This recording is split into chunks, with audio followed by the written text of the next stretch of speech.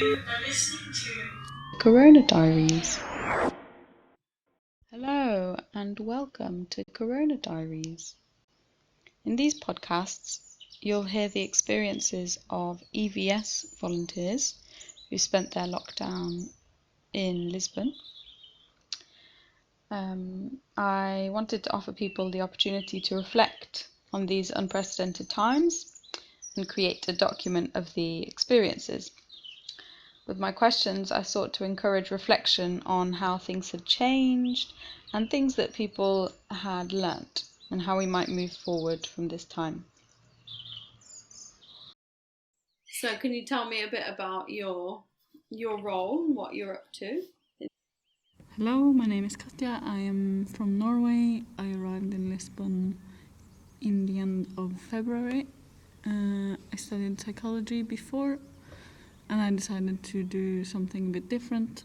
I also wanted to do an experience abroad, so I ended up going to Lisbon to do an ESC volunteering in Spin Association. Hi, my name's Annalise. I'm from the UK and I'm currently doing my ESC project with Spin Association at the Spin office. Hi, I'm Veronica. I'm 25 years old and I'm from Italy, in Milan, and I'm working with kids in a center of after school. I think our situation is really peculiar because of like coming here was already a change in your daily life. You know, one of the questions is I'd like you to talk about the things that you would that you aren't doing now that you usually would, but maybe that's kind of difficult to say anyway because of this change as it was. But Yeah. could you? Like, I guess for sure I would have gotten to know more people, I guess. Mm-hmm. I'm missing out on a lot of friendships. It feels like volunteering experience, I think, is a big part of it is, for me at least, to meet other people. Mm-hmm. So yeah, I missed out on a lot of social things. We were many people in the house. We always had something to do together, to plan, do gym together, yoga together, everything together. Mm. Then Jasmine left. Yeah, we were roommates, and I think I'm very attached to Jasmine. Like, I feel a good feeling with her. Mm-hmm. And yeah, so I was very sad when she left. So Jasmine and then Paulina left, and then Anna was maybe going to leave. And so in each time you were faced with, a new adaptation. Each time one person leaves, the energy of the place changes, right? Each person has their own, unique kind of thing an energy that they bring to a place. So with each one that leaves, it changes. You have to kind of readjust. I know, I think because I live with quite a lot of other people in the same flat, and I feel like their reaction to the lockdown is completely different to mine. I think mine was to spend as much time alone as possible, and I share a room, so that made it more difficult. But the other people in my flat were very energetic. Like, they made schedules for themselves, they did workouts. I don't know, like, obviously they weren't judging me, but I feel like I sort of projected that onto myself. Has the way you communicate with others changed through this? Yeah, definitely. I also think I communicate more than I would have done with friends and family in Norway or in other places. It's like distance doesn't matter anymore. If you live in Lisbon or Norway or China, like, I feel equally close to my friends and family that I speak to, which is strange because suddenly I felt quite close to my friends in Norway, for example. I think my social relations in general, they also suffer a bit because I don't enjoy so much to communicate through technology. It's like doing the same a little bit like doing the same when I'm working and doing the same when I'm social. Yeah, that's exactly the one thing that was really funny to me the other day was seeing you and Michele in the exact same places that I see you when we're having the Portuguese classes, when we're having the meetings, and now when we're having the training. And it's just, there's a really funny thing about seeing always this, you're like your face and your background, and that's you. And Michele is you've been in a few different places. I guess I'm always in the same place. Michele always the same. Michele is always in the same place. So yeah, it's like you can't even imagine these people moving. Yeah. I don't know, I guess you can read people's energies, emotions better when you're in front of them. All the different awkwardness that can occur with online conversation.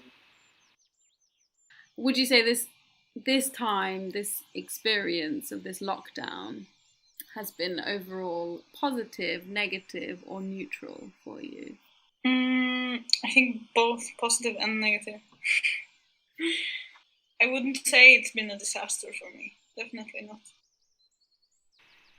During lockdown, yeah, it was it was interesting and not super pleasant sort of thinking about that. Basically, I was very, very down. Not very bad.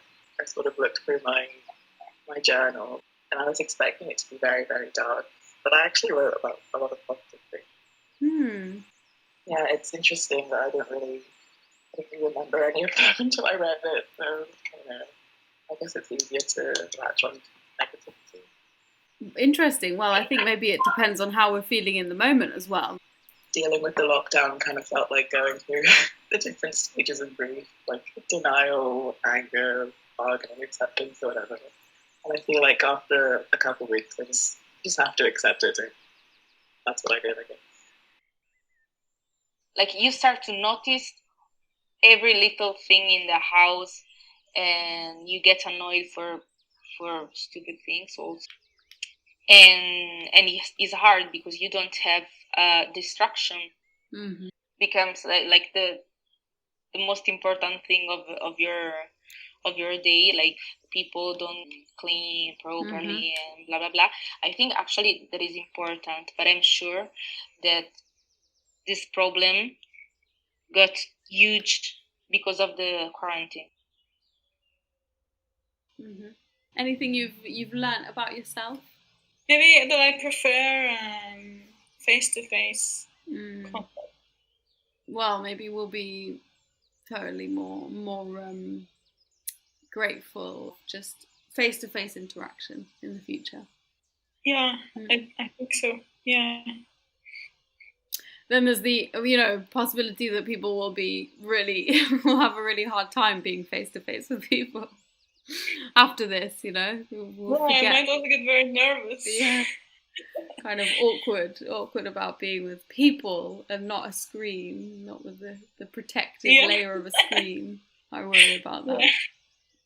I'm so I'm annoyed that I have to, if I'm in a chat like this one, to always see my face.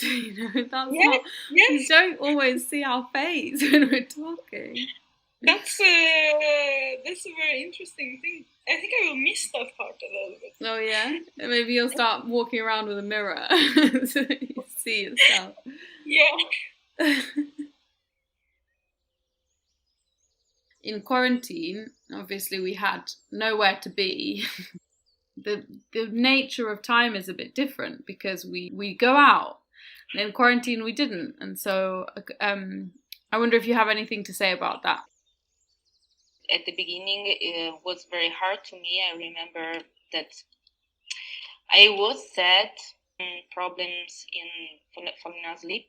During the night, I used to overthink about all the situation, like the situation in Italy, the situation in Portugal, the future of my ESC, and I was very worried. And I couldn't sleep. So the day after, I used to wake up at 2 p.m. And for many weeks, I used to have this kind of routine. And this routine made me feel even worse. I think I'm like energetic and For sure. And that wasn't me. So I wasn't so so happy.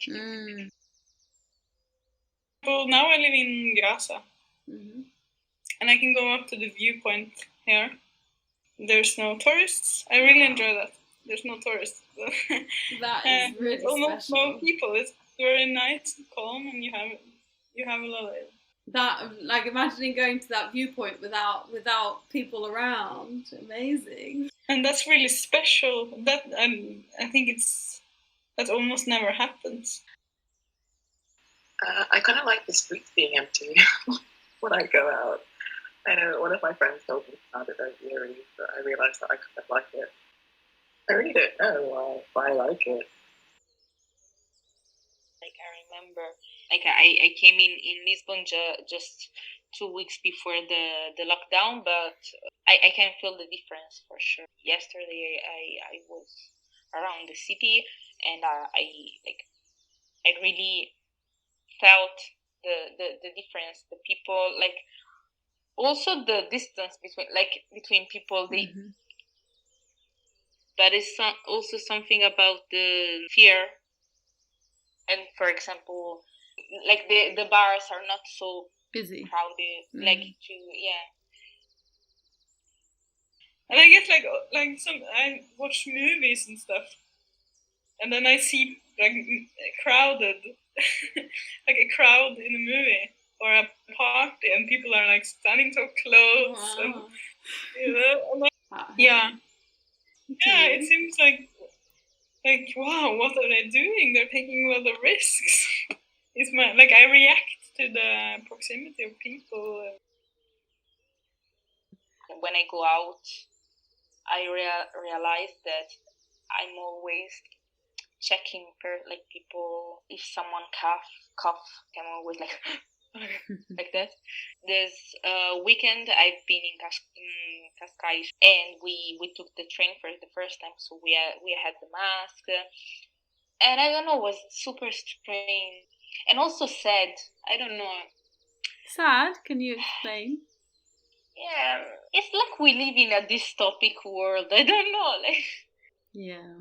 I can't explain it. I just like the only thing that I can think when is like living in George Orwell story. And then there's also a lot of guilt involved in doing many things. And yeah, I went to the park, and then I feel guilty. Then I don't talk about that with people. Like then it's like, and it's such small, silly activities that 3 months ago it's so strange to feel guilty about that. Yeah. Feeling like shit. What if I have like an asymptomatic corona, and now I went to the park and I spread it to these old people in the neighborhood. If you could talk about what you're most enjoying about the lockdown. Yeah. Is there anything you're into? Yeah, maybe I feel a bit closer to my parents. I don't know, like I think it's very nice when you're cooking and there is another person in the kitchen and is cooking as well, and then you start to chat. Like, and then you start to have the dinner together, but randomly, like it's just because you're enjoying the moment with that person. We used to go to cook, and I put the music with my speaker, and then people just came to have a dinner together. And I don't know, like in my mind it was nice because it's like the speaker, the music was calling people to enjoy the evening, You don't really realise how much human contact means to you, especially people you care about. It helps. Love helps a lot. Situation to share love and to have love and to have at least some people around you that I love. And then as you say, adapt. Like see, okay, what can I do with this situation? And also like the fact that everybody is in the same similar situation.